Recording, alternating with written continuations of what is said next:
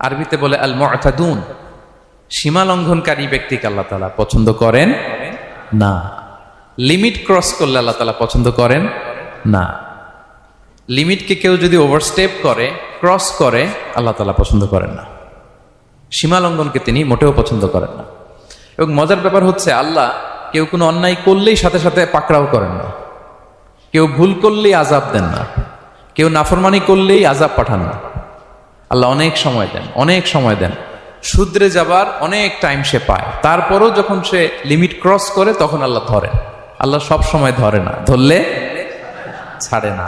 ধরে ধরে ধরে না, ধরলে আল্লাহ ছাড়ে না। আল্লাহ সব সময় ধরবেন।